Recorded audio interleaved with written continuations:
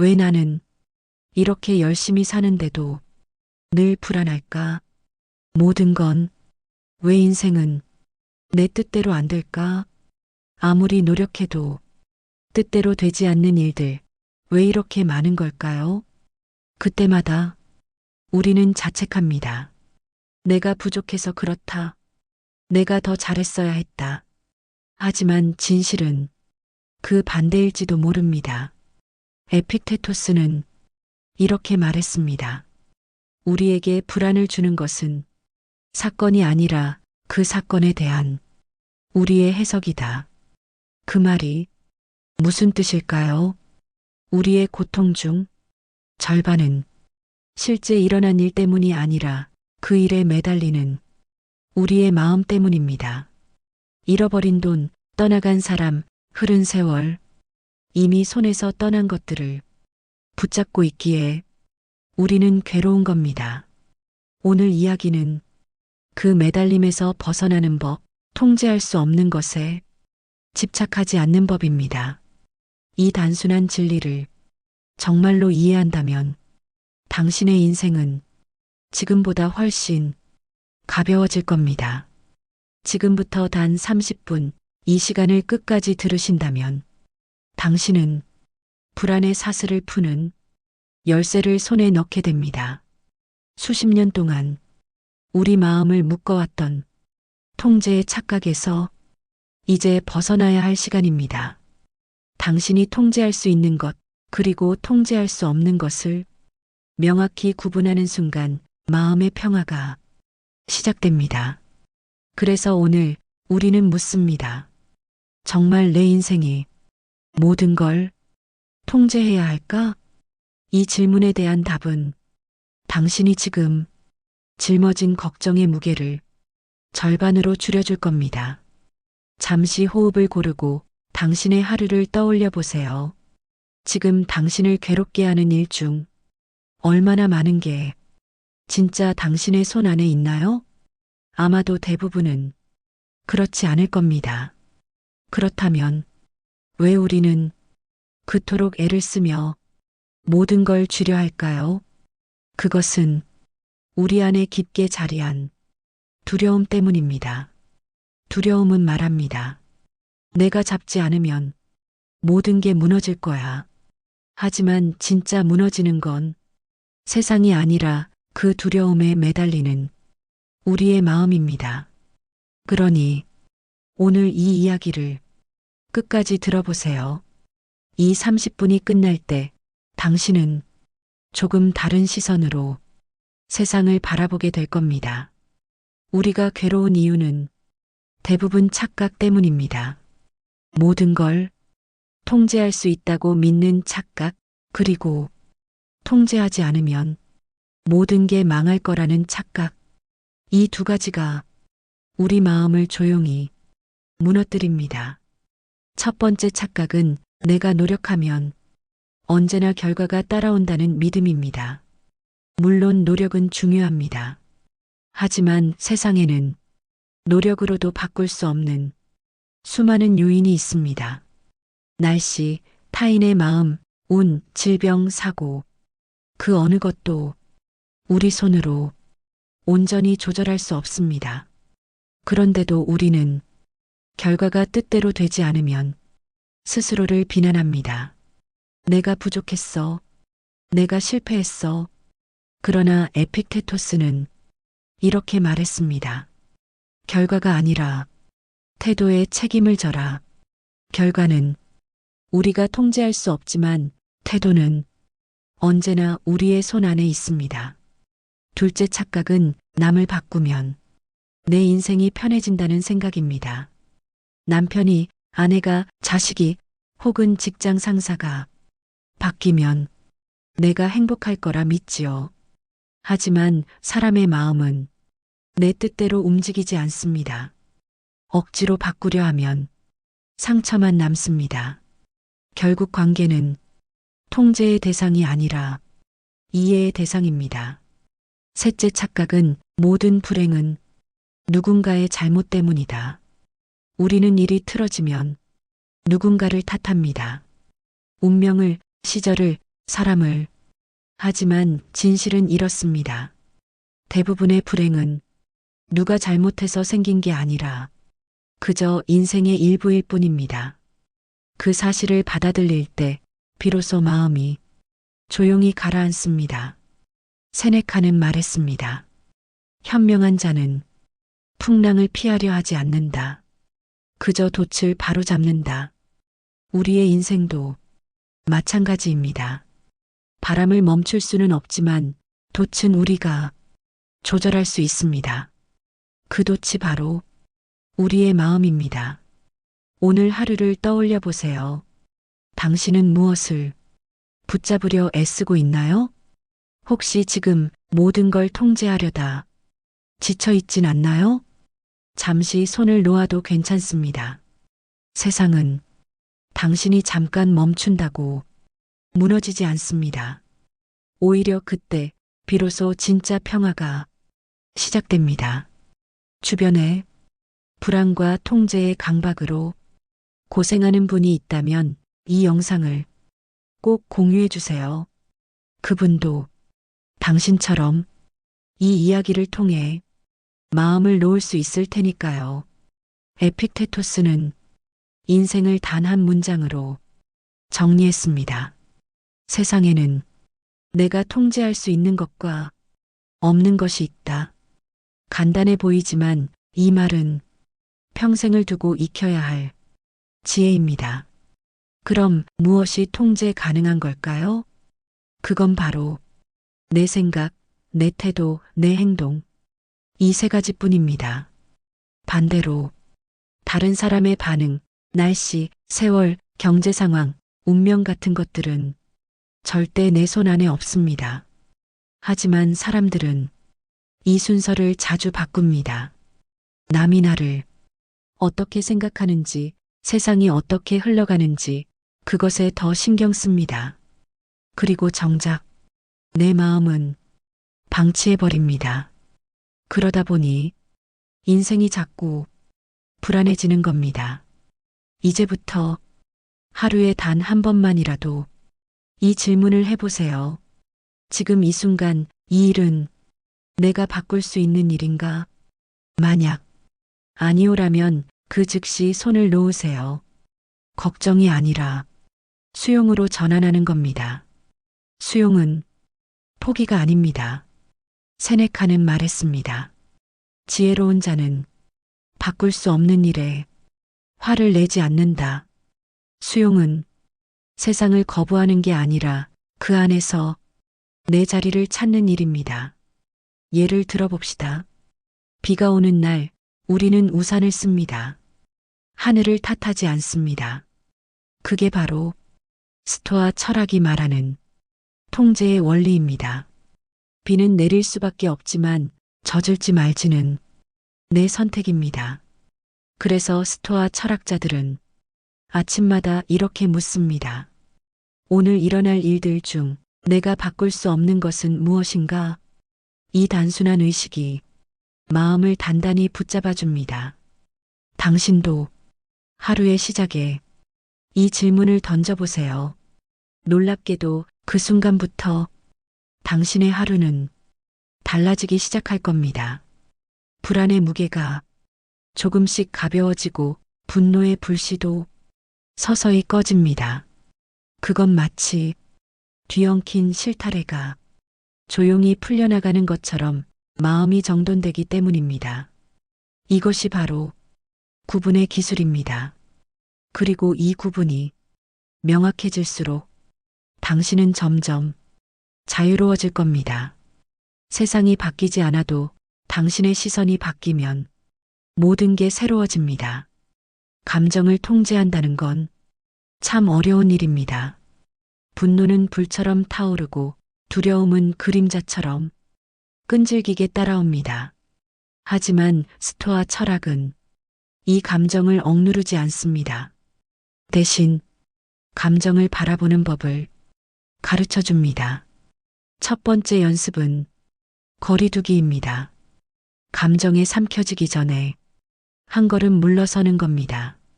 화가 날 때 지금 내가 화를 내고 있다. 이렇게 스스로 말해보세요. 단 한 문장으로 감정과 나 사이에 작은 틈이 생깁니다. 그 틈이 지혜의 공간입니다. 그곳에서 우리는 판단하지 않고 그저 바라볼 수 있습니다. 세네카는 말했습니다. 분노는 순간의 광기다. 그 광기를 붙잡는 유일한 방법이 바로 거리입니다. 두 번째 연습은 시점 바꾸기입니다. 내가 지금 느끼는 감정을 하늘 위에서 내려다보듯 보는 겁니다. 지금 이 일, 1년 뒤에도 이렇게 중요할까? 이 질문 하나가 감정의 불을 식혀줍니다. 대부분의 일은 시간이 지나면 작은 일로 변합니다. 그 사실을 잠시 떠올리기만 해도 마음은 한결 가벼워집니다. 세 번째 연습은 감사의 회복입니다. 감정이 폭풍처럼 휘몰아칠 때 잠시 멈추고 내가 여전히 가진 것들을 세어보세요. 숨쉬는 공기, 따뜻한 밥 한 끼, 내 곁의 사람들. 이것이야말로 내가 통제할 수 있는 진짜 행복의 원천입니다. 스토아 철학자들은 이 감사를 정신의 닻이라 불렀습니다. 감사가 있으면 감정의 바다에서도 배가 흔들리지 않습니다. 화나 불안이 올라올 때마다 이 세 가지를 기억하세요. 거리두기, 시점 바꾸기, 감사의 회복. 이것만 익혀도 삶이 훨씬 덜 흔들립니다. 감정은 없애야 할 적이 아니라 길들여야 할 동반자입니다. 오늘도 마음이 요동친다면 이 세 가지 연습 중 하나만 해보세요. 당신의 하루가 분명 달라질 겁니다. 그리고 주변에 감정의 소용돌이 속에서 힘들어하는 분이 있다면 이 영상을 꼭 공유해 주세요. 그분에게도 이 세 가지 연습이 작은 평화를 줄 수 있을 겁니다. 살다 보면 뜻대로 되는 날보다 뜻대로 안 되는 날이 훨씬 많습니다. 누구나 시련을 겪지요. 병, 이별, 실패, 손실. 그런 일들은 예고 없이 찾아옵니다. 그때 대부분의 사람들은 이렇게 묻습니다. 왜 하필 나에게? 하지만 스토아 철학자는 전혀 다른 질문을 던집니다. 이 일로부터 내가 무엇을 배울 수 있을까? 세네카는 말했습니다. 고난은 약한 이를, 부수지만 강한 이를 단련시킨다. 고난은 우리의 적이 아닙니다. 그건 단지 우리 마음을 비추는 거울입니다. 그 거울 속에 내가 얼마나 흔들리는지, 내가 무엇을 두려워하는지 그제야 보이게 됩니다. 스토아 철학에서 고통은 벌이 아니라 훈련의 기회입니다. 몸이 운동으로 강해지듯 영혼은 시련으로 자랍니다. 그래서 마르쿠스 아우렐리우스는 이렇게 썼습니다. 장애물은 길을 막지 않는다. 그것이 곧 길이다. 비가 오면 우리는 우산을 씁니다. 바람이 불면 옷깃을 여밉니다. 그렇다면 시련이 닥쳤을 때는 어떻게 해야 할까요? 그때는 마음을 바로 세우는 겁니다. 통제할 수 없는 일을 억지로 바꾸려 하면 더 큰 고통이 따릅니다. 하지만 받아들이면 그 고통은 조용히 힘으로 바뀝니다. 이건 포기가 아닙니다. 이건 성숙입니다. 수많은 스토아 철학자들은 역경 속에서도 평정을 잃지 않았습니다. 감옥에 갇히고 재산을 잃고 사랑하는 이를 떠나보내도 그들은 말했습니다. 나는 여전히 자유롭다. 왜냐면 그들의 자유는 바깥 세상이 아니라 마음 안에 있었기 때문입니다. 우리도 마찬가지입니다. 아무리 힘든 일도 그 안에서 배움을 찾으면 인생의 자산이 됩니다. 고통은 영혼을 단련시키는 보이지 않는 스승입니다. 오늘의 시련이 당신을 무너뜨릴 수도 있지만 당신을 성장시킬 수도 있습니다. 그 차이는 통제할 수 없는 일을 어떻게 받아들이느냐에 달려 있습니다. 지금 당신이 겪는 어려움이 있다면 잠시 마음속으로 이렇게 말해보세요. 이것 또한 나를 단련시키는 시간이다. 그러면 이상하게도 고통 속에서도 평온이 생깁니다. 그게 바로 스토아적 평정의 시작입니다. 우리가 흔들릴 때 그 이유의 대부분은 남의 시선 때문입니다. 남보다 늦으면 불안하고 남보다 못하면 초조합니다.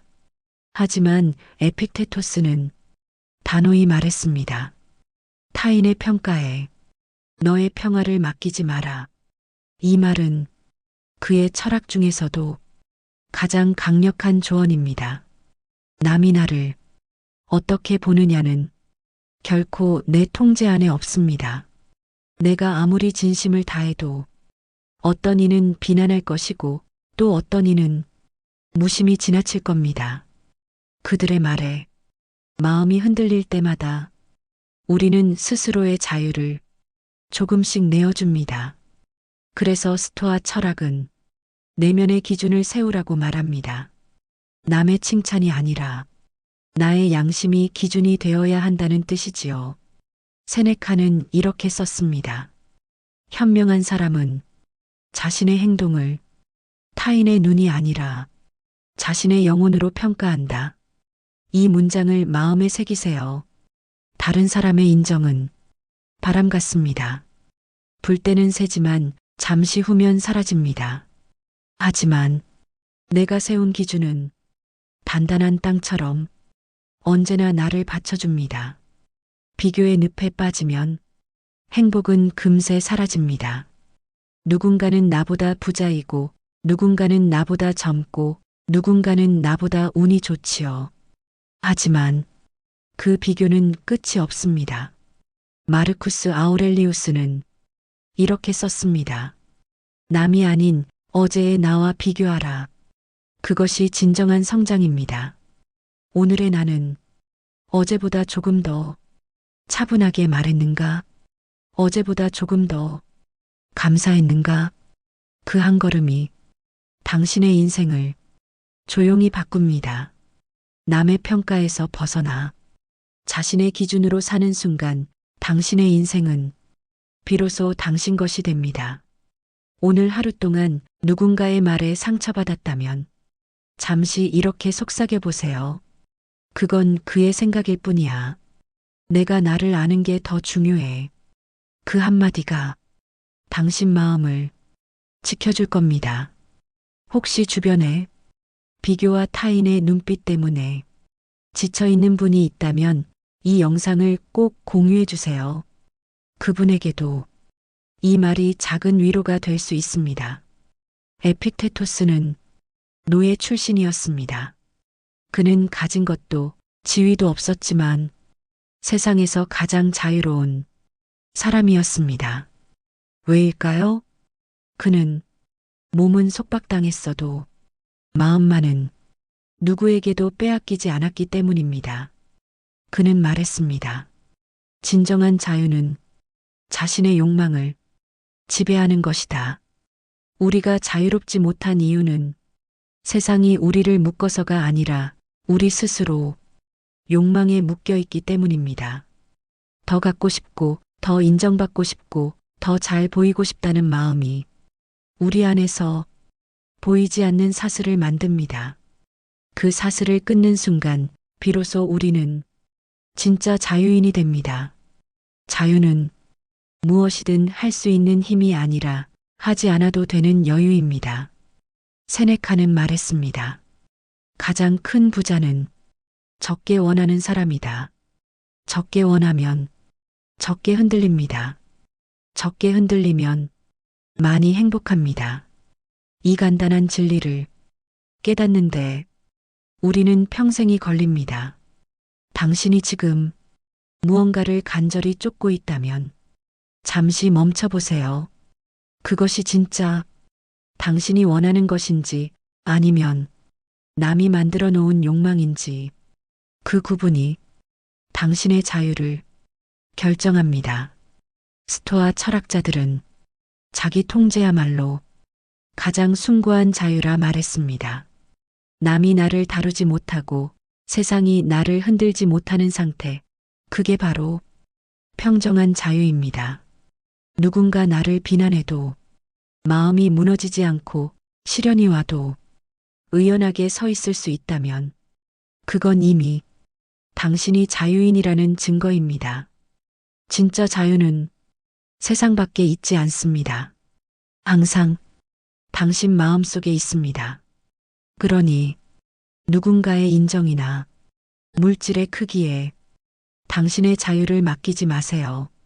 당신의 마음을 당신이 직접 다스리는 순간 당신은 이미 가장 높은 곳에 서 있습니다. 그리고 그 자유는 누구도 빼앗을 수 없습니다. 우리는 평생 무언가를 붙잡으며 삽니다. 돈, 명예, 관계, 건강, 젊음, 자식. 그 모든 것이 내 뜻대로 움직이지 않을 때 우리는 불안해집니다. 하지만 스토아 철학은 조용히 속삭입니다. 놓아라. 그것이 평화다. 통제를 놓는다는 건 세상을 포기하는 게 아닙니다. 세상과 싸우지 않겠다는 선언입니다. 마르쿠스 아우렐리우스는 이렇게 썼습니다. 파도는 그친 적이 없다. 그러나 현명한 자는 그 안에서도 평정을 배운다. 삶의 파도는 멈추지 않습니다. 우리는 그 파도 속에서 흔들리며 살아갑니다. 하지만 배를 뒤집을지 그 위를 건널지는 우리 마음이 결정합니다. 통제할 수 없는 것을 애써 붙잡을수록 고통은 깊어지고 평정은 멀어집니다. 그러니 이제는 놓을 줄 아는 용기를 배워야 합니다. 놓는다는 건 잃는 게 아니라 비워서 얻는 일입니다. 손을 꽉 쥐면 새가 날지 못하지만 손을 펴면 하늘로 날아갑니다. 우리의 마음도 그와 같습니다.